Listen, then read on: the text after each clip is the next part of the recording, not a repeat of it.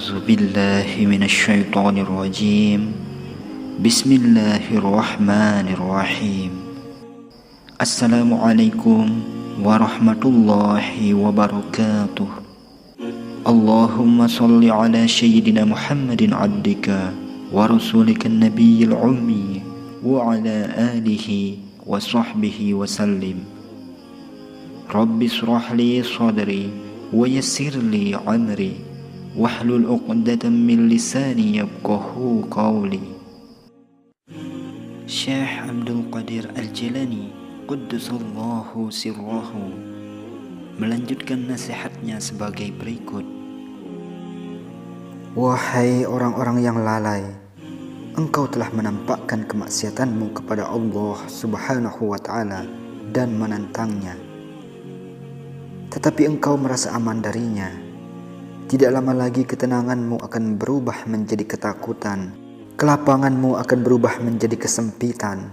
Kesehatanmu akan berubah menjadi sakit. Kemuliaanmu akan berubah menjadi kehinaan.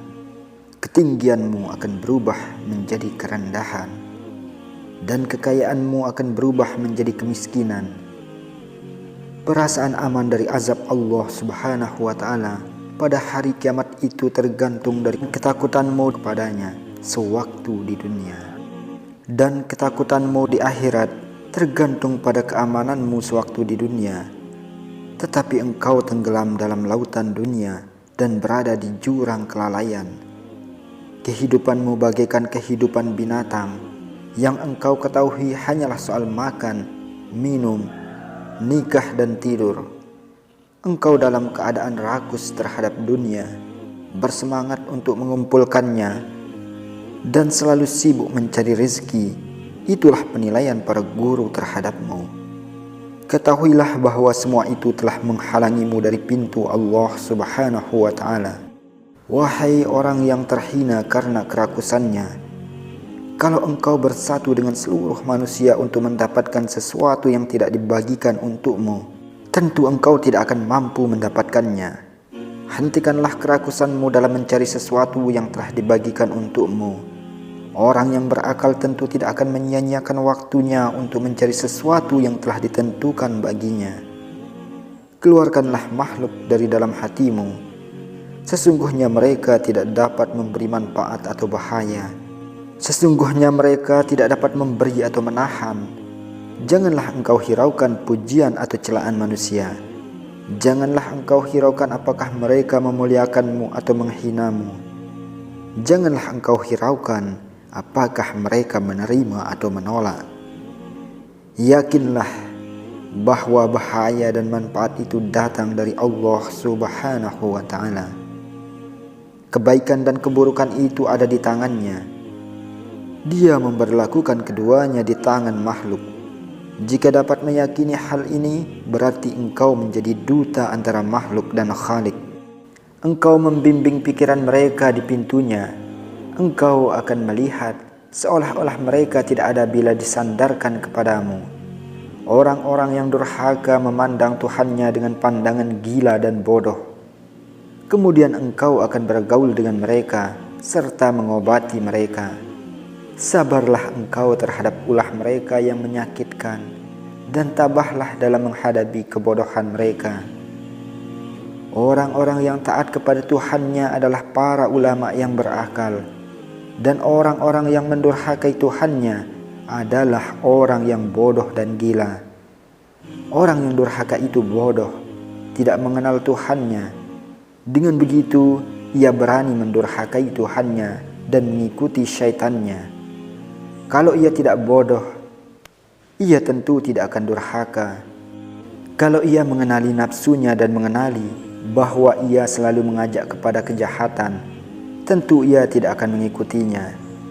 Berapa kali aku mengingatkanmu akan kejahatan iblis dan kawan-kawannya, tetapi engkau justru mengikutinya dan bersekongkol dengan kawan-kawannya, yaitu nafsu, keinginan, watak, dunia dan kawan-kawan buruk lainnya.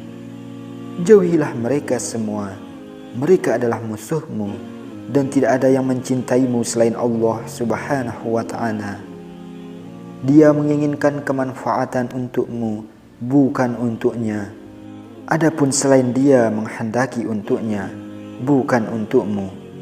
Jika ketika engkau berkhalwat atau menyepi tidak ada nafsumu, keadaan khalwatmu akan menyenangkan. Engkau akan senang dengannya.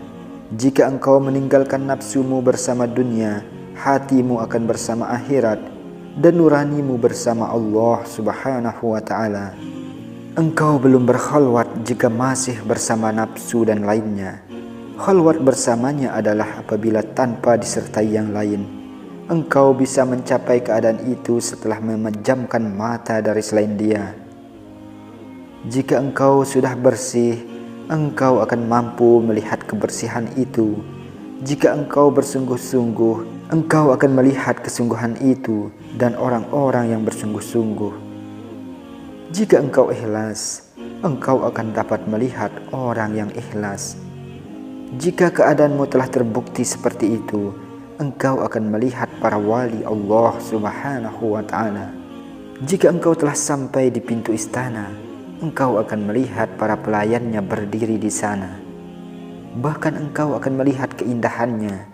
Jika engkau sendiri telah melihat pintu itu, tentu tidak perlu diterangkan keindahannya. Dan kemudian engkau akan melihat para pelayannya. Jika engkau sendiri telah melihat Allah Subhanahu wa ta'ala, engkau tentu tidak memerlukan penjelasan lagi. Pada saat seperti itu, engkau akan melihat kejujuran dan kesungguhan yang membawamu kepada kemajuan, dan engkau akan menjadi sadar. Ketahuilah bahwa dusta itu dapat menghalangimu dan menghadang dirimu.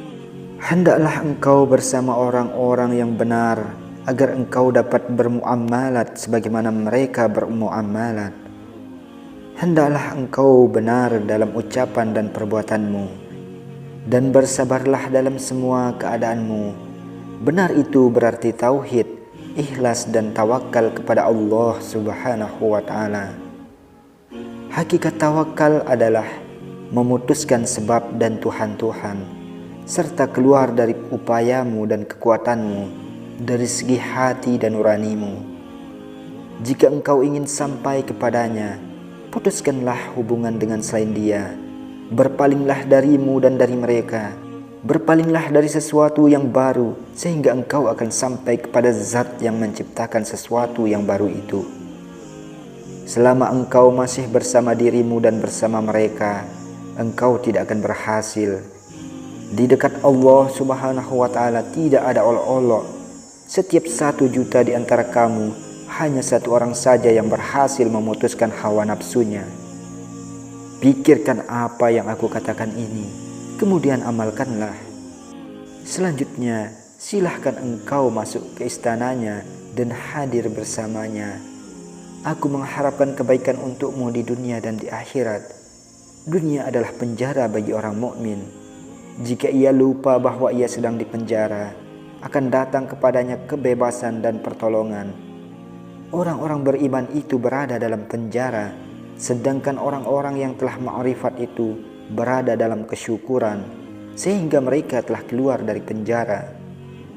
Tuhan mereka telah memberi minum mereka dengan air kerinduan kepadanya, minuman cinta kepadanya, minuman mencarinya dan melupakan selain dia, minuman sadar dengannya dan lupa akan makhluknya.